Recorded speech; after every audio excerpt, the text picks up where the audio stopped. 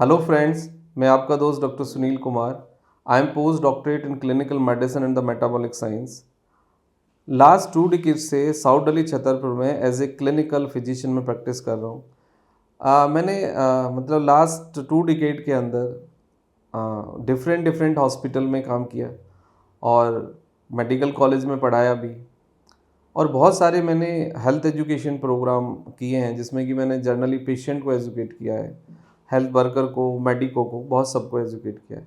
तो ये पिछले 2 डिकेड का ये एक निचोड़ है कि देखो, ईसीपी के नाम पे और नेचुरल बाईपास के नाम पे एंजियोग्राफी मत कराओ, हमारे पास आ जाओ, वो सीटीयू एनजीओ करेंगे आपका और वो आपको बोलेंगे कि हम नेचुरल बाईपास कर देंगे। तो देखो, मेडिकल साइंस के अंदर जो सबसे बड़ा प्रॉब्लम है वो क्या है कि पहले आप देखते थे कि इमरजेंसी में सर्जरीज होती थी। मतलब आप देखते थे कि पता नहीं, मतलब बहुत कम सुनते थे आपके भाई किसी की सर्जरी हुई। किसी की सर्जरी होती थी तो बहुत ही रेयर बात होती थी और लोग कहते थे अच्छा उसकी सर्जरी हुई है। सर्जरी मतलब एक बहुत ही स्पेशलाइज्ड काम था और बहुत रेयरली होता था। लेकिन जैसे जैसे कॉर्पोरेट में के हाथों में मेडिकल साइंस आया है, अभी आप देखेंगे कि गवर्नमेंट के हाथ में बहुत कंट्रोल नहीं रहा है, कॉर्पोरेट के हाथ में वो कंट्रोल चला गया। कॉर्पोरेट से मेरा मतलब है कि बिजनेसमैन टाइप लोगों के हाथ में है वो, और मेडिकल जो प्रैक्टिस है उसमें बिजनेस डोमिनेट कर रहा है।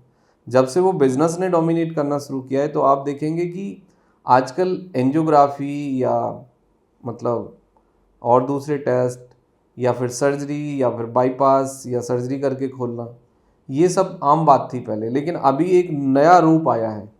नया रूप ये है कि वो लोग कहेंगे आपको कि हम भाई कोई आपका कट नहीं लगाएंगे बॉडी में, एंजियोग्राफी नहीं करेंगे, नेचुरल बाईपास करेंगे। यदि कोई इंसान ईसीपी को नेचुरल बाईपास कहता है तो वो इंसान आपके साथ फ्रॉड कर रहा है, वो इंसान आपके साथ गलत कर रहा है। जो ईसीपी है उसको केवल एफडीए ने अप्रूव्ड किया है उन कंडीशंस के लिए कि जहाँ पे दिल की पंपिंग बहुत ज़्यादा कम हो गई है, आर्टरीज़ के अंदर जान नहीं है, जिस इंसान की एंजियोग्राफी नहीं हो सकती, जिस इंसान को हम बाईपास नहीं कर सकते, उस इंसान को हम ईईसीपी दे सकते हैं। ईईसीपी का मतलब होता है एक मशीन के द्वारा आपको कहीं ना कहीं आपकी जो आर्टरीज़ है उसको रेगुलेट करने की, उसको फंक्शनिंग में लाने की, उसको ताकतवर बनाने की कोशिश की जाती है और उसके पैरेलल दूसरी आर्टरीज डेवलप करने की कोशिश की जाती है। तो ये एक ईईसीपी है। बहुत सारे डॉक्टरों ने क्या किया है कि जो कार्डियोलॉजिस्ट नहीं हैं उन्होंने इस तरह की मशीनें लगा ली हैं और वो एंजियोग्राफी आपकी नहीं करेंगे, वो सीटी एनजीओ करेंगे। और सीटी एनजीओ का सबसे बड़ा प्रॉब्लम ये है कि सीटी एनजीओ में 10 से 15% का एरर रहने की संभावना होती है। यानी कि आपकी ब्लॉकेज को जानने के लिए आज भी हमारे पास केवल एक एक्यूरेट टेस्ट है जिसको हम एंजियोग्राफी कहते हैं।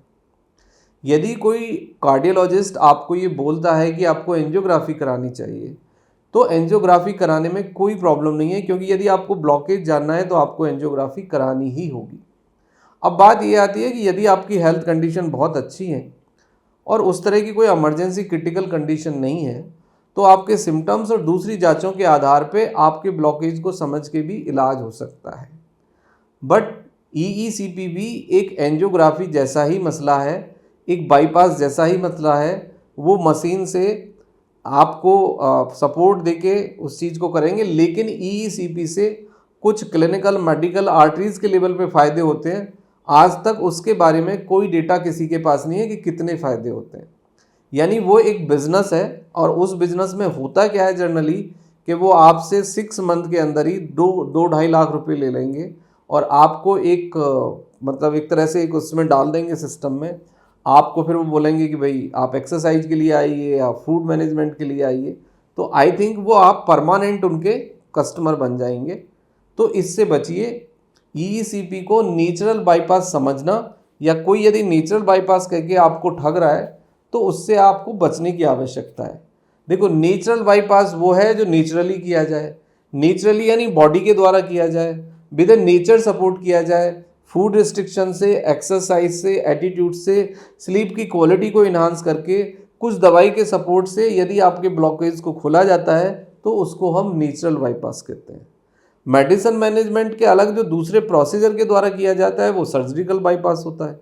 तो नेचुरल बाईपास केवल बॉडी खुद से करती है, नेचर के सपोर्ट से, नेचर को एज ए मेडिसिन यूज करके किया जाता है, उसको हम नेचुरल बाईपास कहते हैं। तो आप लोगों को मिसगाइड नहीं होना है, इस चक्कर में नहीं पड़ना है। अब दूसरी बात आती है कि आखिर फिर रास्ता क्या है। यदि एंजियोग्राफी भी नहीं करानी चाहिए, ईईसीपी के लिए भी नहीं जाना चाहिए, तो फिर सही तरीका क्या है? उसके बाद सही तरीका है केवल सही खान पान, सही व्यायाम, राइट पॉजिटिव एटीट्यूड, अच्छी नींद प्लस डाइटरी रेस्ट्रिक्शंस, और उसके साथ फिर एंटीकोगुलेंट थेरेपी। एंटीकोगुलेंट थेरेपी से मतलब है कि आपका इकोस्प्रिन टाइप ऑफ जो मेडिसिन है, अटार्वोस्टेटिन या क्लोपोग्रिल टाइप जो मेडिसिन है वो आप लेते हैं, जिसमें कि आपने देखा होगा कि इकोस्प्रिन गोल्ड या इकोस्प्रिन 20 या अटार्वोस्टेटिन, एस्पिरिन, ये सब जो दवाइयाँ हैं, plus right food, plus weight management. Fatty liver है तो फैटी लिवर को डील करिए, वॉक करिए, और आप यदि अल्कोहल लेते हैं तो उसको छोड़िए, स्मोक करते हैं तो उसको छोड़िए, और बहुत ज़्यादा यदि आप फैट ले रहे हैं, बहुत ज़्यादा प्रोटीन ले रहे हैं, अंडा है, मांस मछली, उसको बंद करिए। नेचुरल फाइबर रिच फूड लीजिए, एक्सरसाइज करिए, तो इससे आपकी बॉडी नेचुरली आपके ब्लॉकेज को खोल लेगी। अब बात आती है कि कब किसको एंजियोग्राफी करानी चाहिए।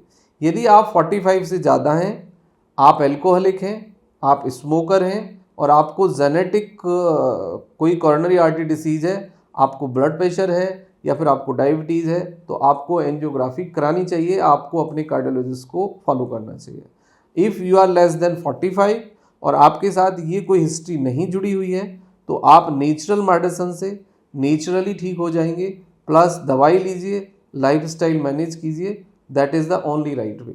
फिर आपको कुछ ईईसीपी की या एंजियोग्राफी की या एंजियोप्लास्टी की, ये सब कुछ आपको आवश्यकता नहीं है।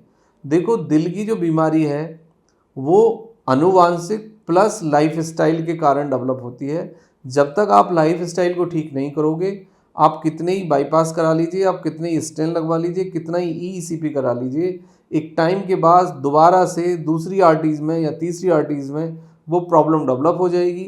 यदि आर्टरीज के लेवल पे नहीं होगी तो दूसरे लेवल पे डेवलप हो जाएगी। तो आपको, यदि आपको अपने कॉरोनरी आर्टरी डिसीज़ को, ब्लॉकेज को, दिल की बीमारी को रिवर्स करना है, रोकना है, ट्रीट करना है, तो आपको अपना खान पान और अपनी लाइफ स्टाइल को बदलना होगा। आप ईसीपी कराएं तब भी बदलना होगा, आप एंजियोग्राफी कराएं, एंजियोप्लास्टी कराएं तब भी बदलना होगा।